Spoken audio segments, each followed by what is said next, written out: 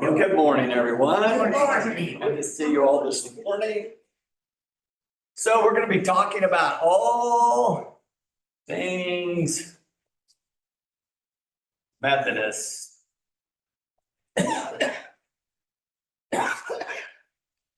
Is that United Methodist? No, even broader than that. Going back to John Wesley. So it will be a lot of you about United Methodist.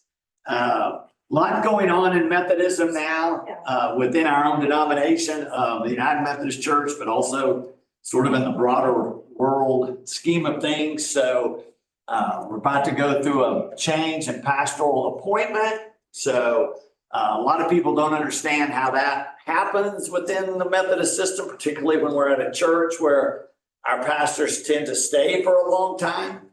The average tenure, you know what the average tenure of a United Methodist pastor is? 2 or 3 years. A year and a half. Four now, about four. But still, if you think about it, it used to be just a couple. A couple. When you all were growing up, like, And they purposely, I mean, they intentionally, even if it was going well, they moved their pastors Yeah. every couple of years. and they. It was part of that circuit rider mentality. They needed to keep the pastors moving, even though the frontier really wasn't a frontier to move to anymore. So we kind of move them in circuits. But you know, if you think about John Wesley, if you know about the history of Wesley in England, he traveled himself on horseback around. He had these Methodist groups meeting across England, mostly southern England, but across England. And because he got crossways with the Anglican church, he wasn't allowed to preach in most of their churches. And so he either preached outside, or eventually when the Methodist movement became so large that they had funding, they built their own. They didn't build churches because Wesley always wanted everyone to remain in the Church of England. So they built preaching houses where he and others could preach. He also was allowing lay people to preach, which was against the rules in the Church of England. So they had to have a separate place for lay people to be able to preach the gospel. So they had to establish their own. Typically, they did not do Eucharist or communion. They would preach and sing. So Methodists have a great history of singing. It helped that John's brother, Charles, who kind of helped him co-found this whole thing, was a great musician and a hymn writer, wrote hundreds of hymns, a bunch of which are in our hymnal. If you notice the little notations at the bottom of the hymns, it tells you who the author of the lyrics and the music. Often you'll see Charles Wesley as one. John wrote a few hymns, but Charles was really the musician in the family and spent a lot of time in music, teaching music, writing music, playing music, all those kinds of things. So anyway, today though, I was just going to talk about appointment making and maybe answer some of your questions about how this happens. And Dwight was asking, this is in the United Methodist Church. So being Americans and living in a democracy and being used to entrepreneurs and independent business people, and being surrounded by churches that are congregational, we're called a connectional church because of the way we're structured. Many denominations are congregational. So if you think of Disciples of Christ, the Presbyterians to some extent, the United Church of Christ, Southern Baptists, they're all congregational. So they have, that means the authority resides in the congregation. We're a connectional system, so we have an episcopacy or bishops and authority. That's where, for us, I probably should have written over here, connectional. The bishops have the authority. So I didn't. So when, like, I came to the decision it was time to retire. I can't just retire. I have to write a letter or consult with the bishop and request that he grant me retirement, because I've made a commitment to be a United Methodist pastor and to stay in the system. So if I'm gonna retire, now I don't know that they ever deny it, but in terms of how we're structured, the bishop has the authority. The bishop also has all of the authority in appointment making. He or she can consult with local churches, and they often do, but they have all the authority according, so we have a book of discipline. I think you all know about this. We have a book of discipline that has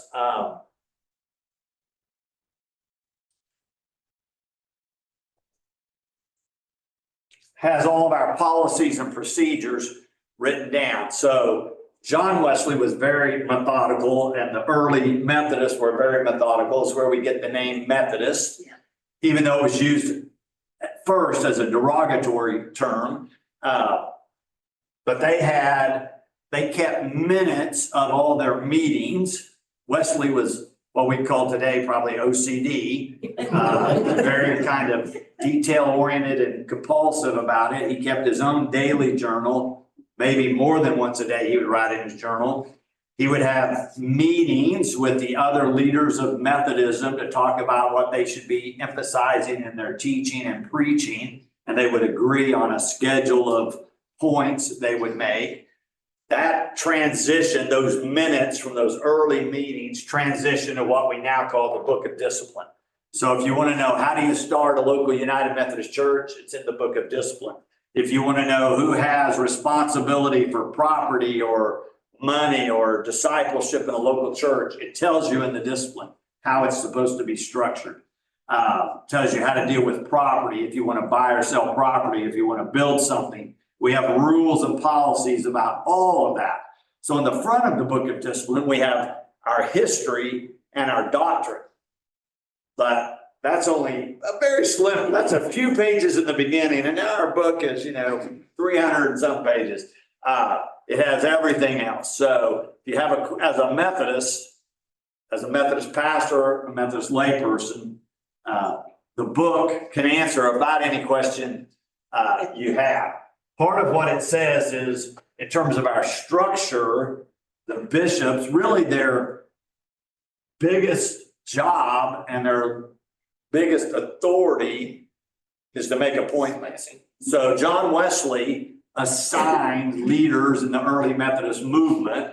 He would say this group. So at first he tried to be the spiritual leader of all the groups, but it just grew too quickly and too many people. He early on realized he cannot be the only person, even though he was a priest, as was Charles. They were both ordained priests in the Church of England.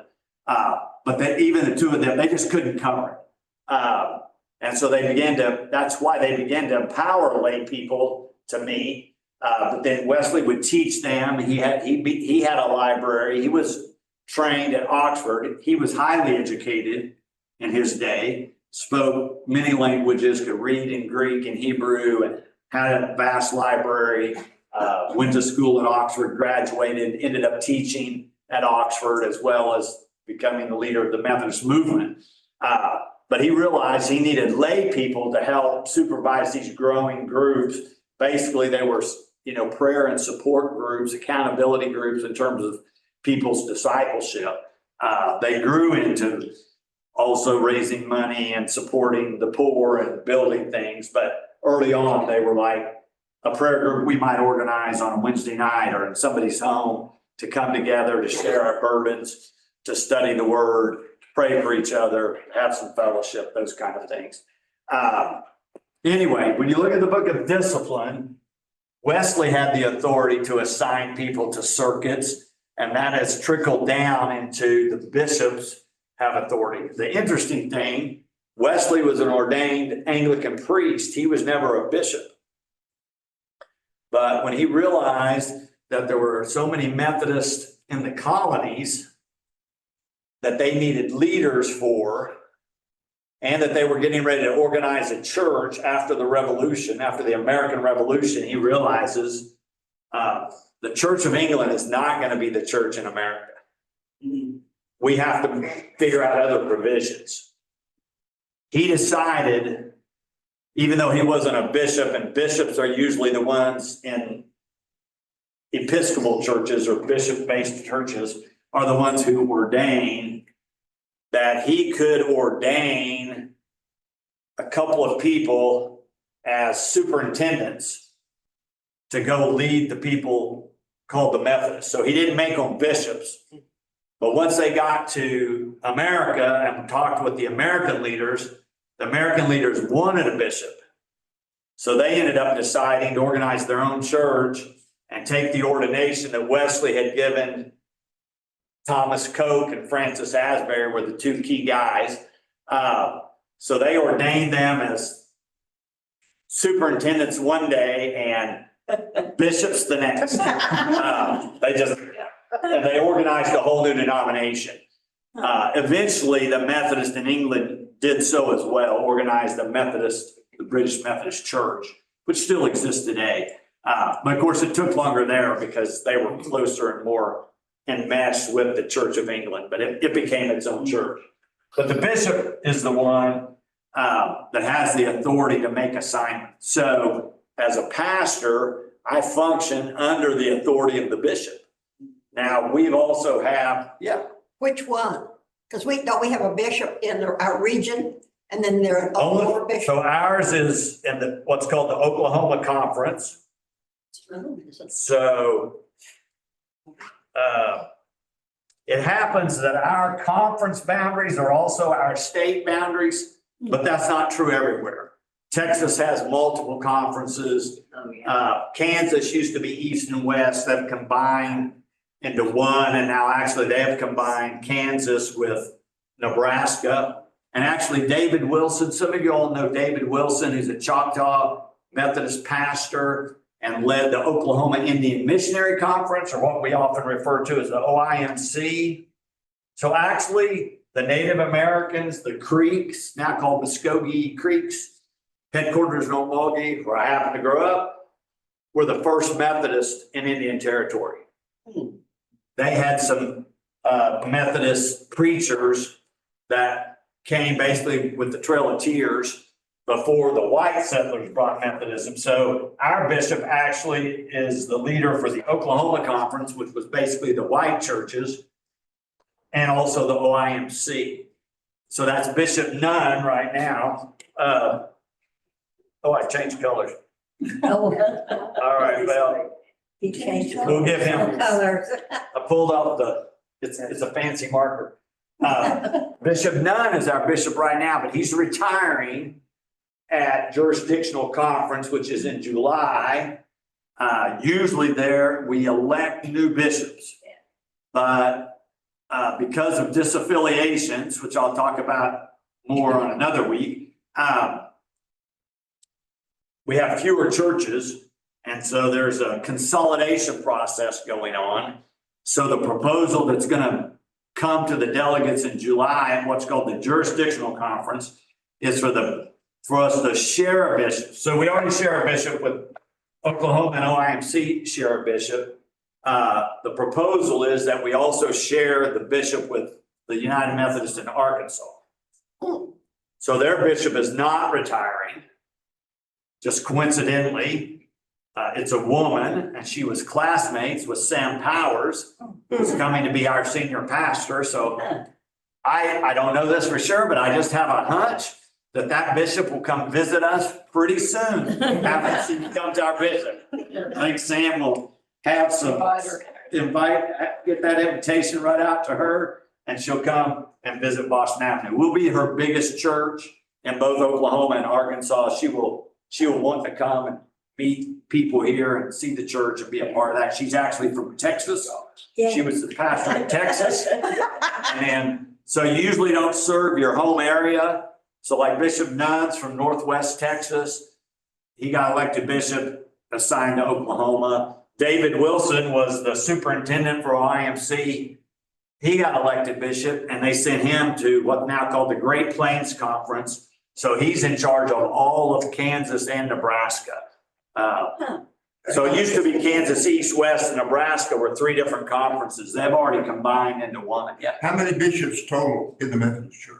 Oh, gosh, right now, probably 50 or so in the US active bishops. So once you get consecrated as a bishop, you keep the title for life. You can't serve for life. There's a mandatory retirement, but you keep the title. So active bishops, I think maybe it's 56. But then worldwide, there's probably another 30 in numerous countries in Africa, a lot of Methodists in the Philippines, some now in Eastern Europe and Russia. So everybody gets a bishop over a geographic area. Who's in charge of all the bishops? Is there a super bishop or something? Well, the Catholics call that the Pope. They elect one of their bishops or cardinals to be Pope. We don't have that. So there is a council of bishops where all the bishops meet to talk about things, basically, sometimes to make statements of things, but they really cannot speak for the entire United Methodist Church. The only group that can, oh, how'd I get green? All kinds of colors up here. We'll just use them all. The General Conference, which is the meeting of a democratic meeting of delegates representing United Methodists from around the world that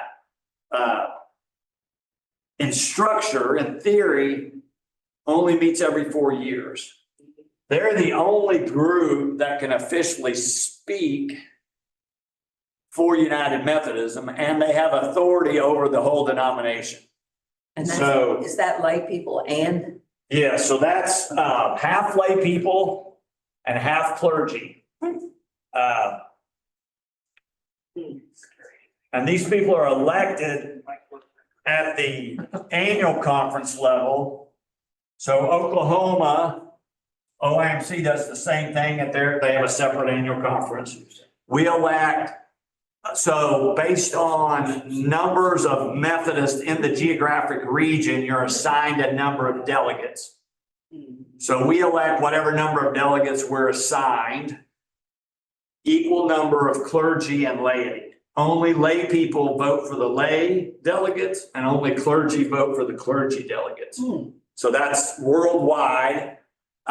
Those delegates then represent us at the General Conference, which is coming up at the end of April, runs for 10 days. So it actually runs into like May 3rd.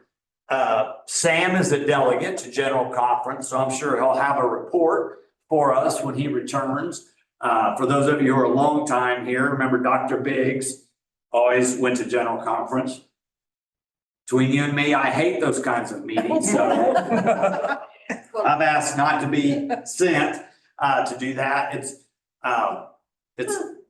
if you love sitting in meetings, hearing reports and debate for like 12 hours a day for 10 days, it's your thing. If you don't love that, which I don't love that, I cannot sit still that long. It is a nightmare. And really it's designed, kind of getting in next week's lesson, but it was designed for the US. So the United Methodist Church, or really in the beginning, we were called the Methodist Episcopal Church after the Anglican Church, Church of England, sometimes called the Episcopal Church. So the Episcopal is another word for bishop. So we were the Methodist Episcopal Church. We've had some splits and reunifications, primarily because of the Civil War. And then we got back together in 1939. So we split in 1844. We were separated into North and South, Methodist Episcopal Church North, Methodist Episcopal Church South. We were actually started by a missionary, Boston Avenue was, from the Methodist Episcopal Church South. But First Methodist was started by a missionary from the Methodist Episcopal Church North. That's how we ended up 4 blocks apart. We were in different denominations when our congregations were established in the early days of Tulsa. So we're established in 1893. The North and South Methodists don't get back together until 1939. So we're different denominations at that point. So it's just like us and First Pres or First Baptist. They didn't think anything about being that close together. They weren't really thinking, oh, we're liable to be back in the same denomination someday. In most places, when church reunited. So we reunited North and South in 1939, but also there was a different group called the Methodist Protestant Church that was a much smaller Methodist group, but basically had the same doctrine. They joined in the reunification in 1939. Then in 1968, so we were all Methodist in 1939, there was another group called the Evangelical United Brethren, which were strands of people who looked to Wesley as their leader, but in the early days of Americans spoke German. So you kind of like think like Mennonites and the Amish immigrants, first generation. They were here when the Methodist Church was forming in the 1780s.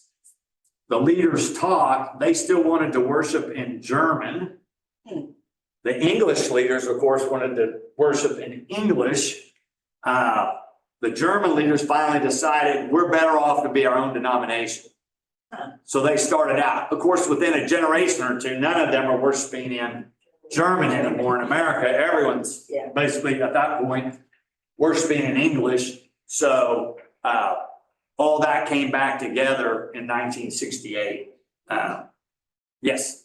You may not want to talk about this yet or ever, but what happened to our delegates, the lay and clergy delegates that disaffiliated? They're no longer delegates. They won't be going to the general conference. I understood you to say past in an executive board meeting that some were planning to come and cause some problems. If they're clergy and they didn't, so we have some clergy who were supportive of churches disaffiliating, but they didn't, they're retired, some of them were, well, I'll just give you a good example. First Methodist left. Many of you know Jessica, who was their pastor, grew up here, was their pastor over there. They voted to leave. She thought erroneously that she was still going to be their pastor somehow. The bishop said, well, of course not, because that church is not under my authority anymore. I can't appoint you there. But rather than retire, she asked to be given a special appointment to do retreat and discernment ministry. And the bishop granted that as an appointment. So she's still officially a United Methodist pastor, even though, in my view at least, she led one of our churches out of the denomination.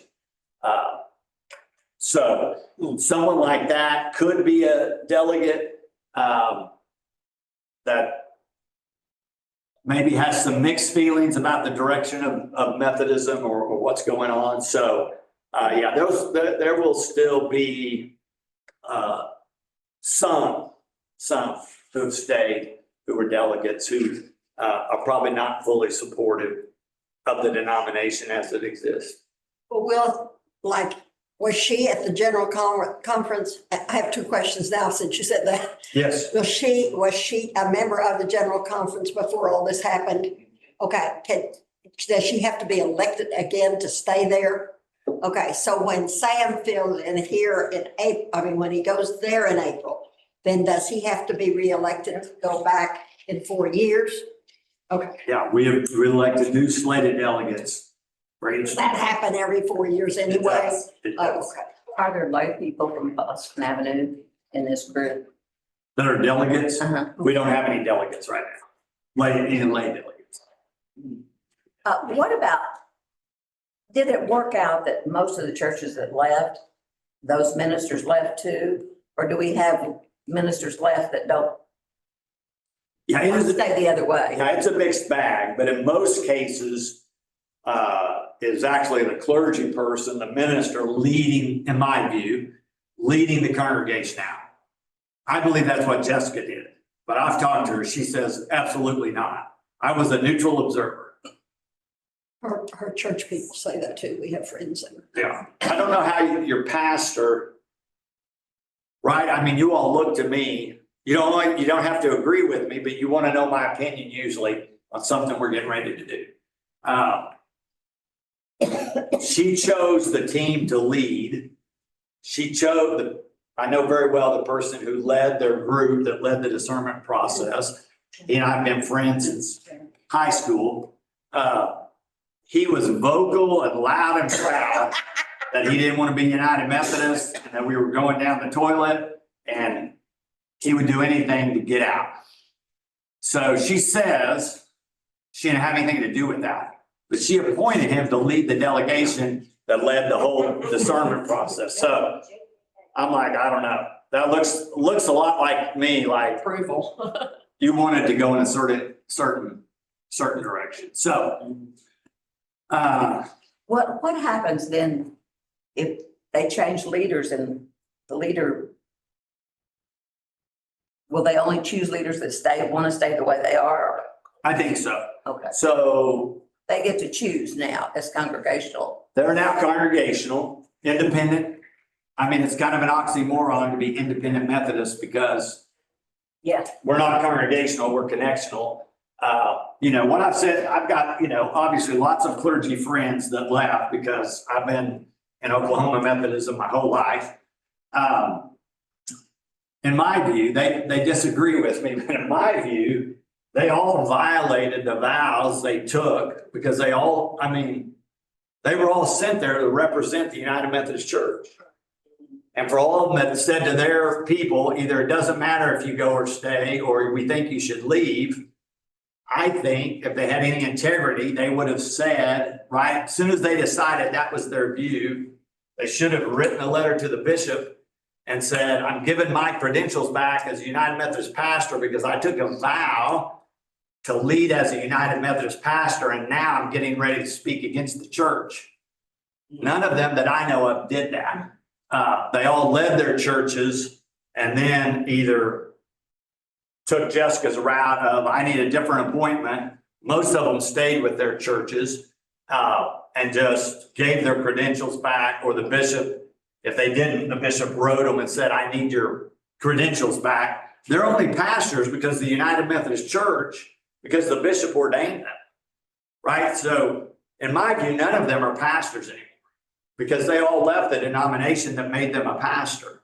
Like if I go down to the Episcopal Church, I'm not one of their pastors, right? So if I leave the denomination, I'm not a pastor anymore because my credentials or my authority come from the bishop and the annual conference. So it's a very sticky, messy experience. But most of the pastors who wanted to leave left and actually stayed with the church that voted to leave. So that's true at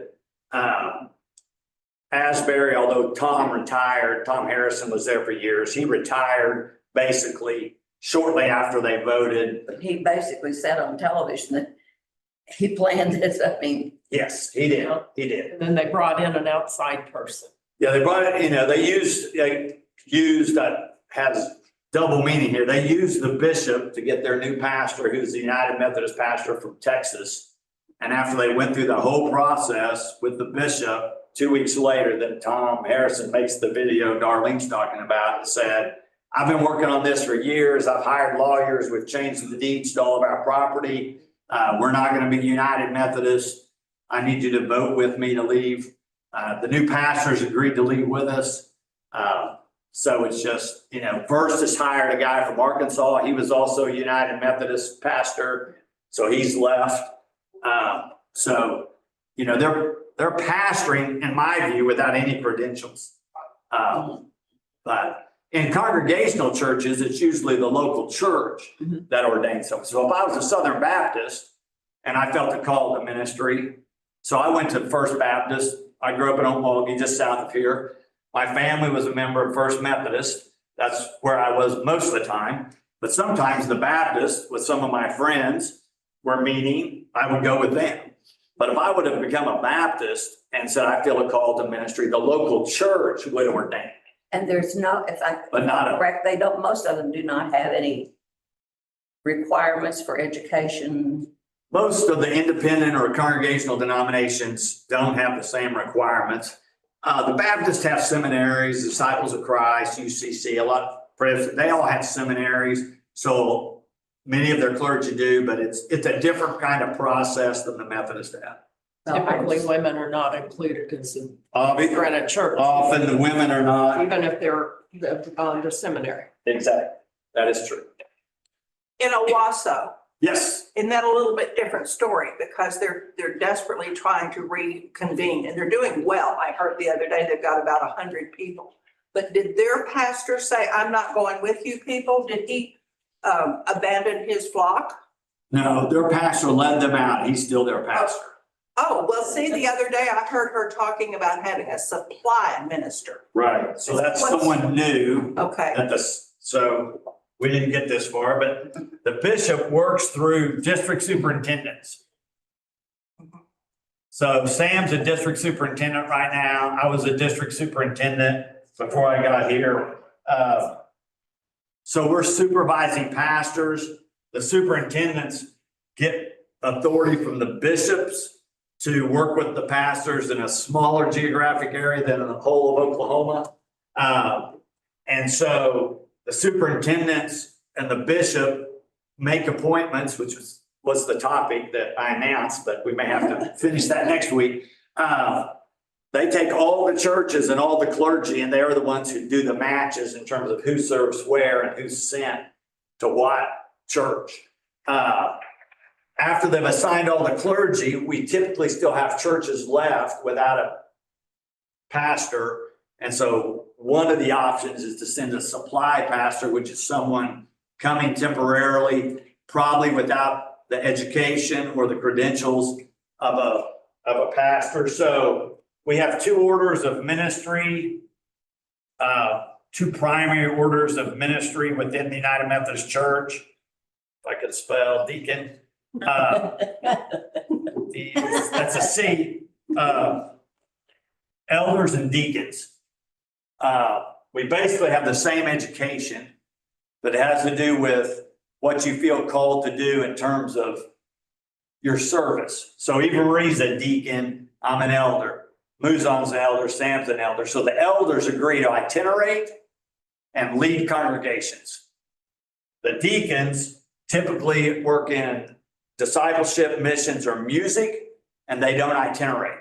They find their own job placement. It has to be approved by the bishop, but he doesn't make the appointment. He didn't send Eva Marie here. We interviewed her and hired her. Then we say to the bishop, we'd like for Eva Marie to serve as a deacon here at Boston Avenue. And he says thumbs up or thumbs down.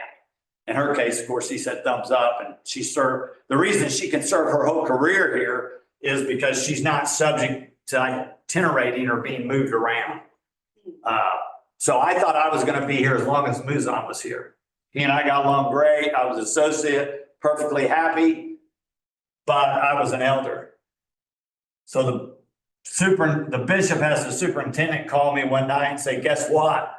We need you in Enid in 2 weeks. As an elder, I've agreed to go. It's still quite a shock, particularly because we had a bishop at that time who was saying all the elders are no longer on the list of people who will move. If you don't ask to move or your church doesn't ask for you to move, then you stay. So he'd been saying this for 6 years as our bishop. So when they called me, I said, whoa, I'm not supposed to be on the list. I didn't ask to move. Dr. Wiggs didn't ask for him to move. The church didn't ask for him to move. What's the deal? And he said, oh, we prayed about it and your name ended up at the top of the list.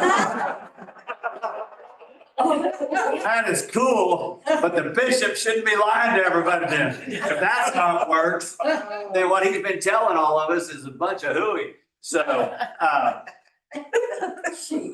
I still have a few feelings about how that worked out. But anyway, it was a great appointment. We loved Enid. My daughter met her husband there. They had a great 10 years of ministry. Everything, all kinds of good things happened. But anyway, that's the difference. So the superintendent supervise the elders and deacons and sometimes supply pastors or local church pastors. We have some different designations. We have some lay servants. So actually now April Sellers White, who was a member at First United Methodist in Sapulpa, who voted to leave, but she wanted to stay, is a lay servant minister. And so she's actually the supply pastor to Owasso. They had about 35 people the night they voted. When churches are voting, they're also, and if they vote by 2/3 majority to leave, they're supposed to have already asked everybody in their congregation, if we vote to leave and you want to stay United Methodist, tell us so we can give that information to the conference. And so First Owasso had about 35 people that had said, if we vote to leave, we're staying United Methodist. So they took that group of people, the superintendent assigned April to be their supply pastor, and they started meeting to try to reorganize a United Methodist congregation in Owasso. So it's a little complicated and convoluted and chaotic right now, but that's what happened. But all to say, the bishops have all the authority in the appointment making. They work with the district superintendents. So they do a process called inventory, even though we're not dealing with products, we're dealing with people. They look at, okay, here are all the pastors available this year. Here are all the churches. Then what pastors have asked to move, what churches have asked to have a new pastor. And then they spend weeks trying to say, Church X says we need somebody that's really good in worship, or we need a pastor who can not only lead worship, but can do youth ministry or whatever. They tell the district superintendent what they think they need. And then the superintendent works with this pool of pastors under the authority of the bishop and with the other superintendents to make assignments of who goes where. The bishop met with so every church has a pastor parish relations committee or a staff relations committee. So our staff parish relations committee met with the bishop.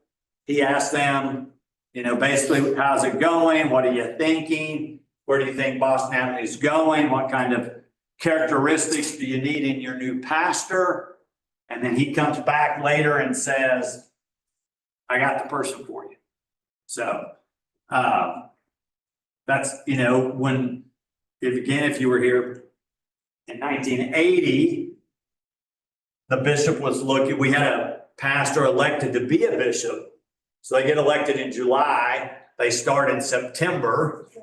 So the bishop in that case has about 6 weeks, really about 2 to 3 weeks to make an appointment and give 2 or 3 weeks for the pastor to pack and move from where they are. Dr. Crutchfield, who was our pastor at Boston Avenue from 60 to 72, had been elected a bishop and was serving in Texas and had a young pastor named Wiggs that he called and said, Boston Avenue has an opening. It's the greatest church in America. I used to serve there. I'd like to call the bishop in Oklahoma and give him your name. But if I call and give him your name, you have to promise me now that he calls and asks you to go to Tulsa, you will move, no questions asked. And Muzan said yes. And Dr. Bishop Crutchfield called, at that time, Bishop Millhouse was the name of our bishop, and offered Muzan, and Bishop Millhouse decided that was a good idea. Called Muzan and said, start packing. We need you in Tulsa. Yeah. So, if you heard Muzan preach, he would tell the story, he'd never seen Boston Avenue, he'd never been to Tulsa, never crossed the Red River. He was Texas born and raised, went to SMU and to Perkins. Anyway, came and stayed for 33 years, so I guess he liked it once he got here. And obviously, he's still here, so he's probably sitting in the sanctuary right now. About time to go, so. All right, so that's appointment making.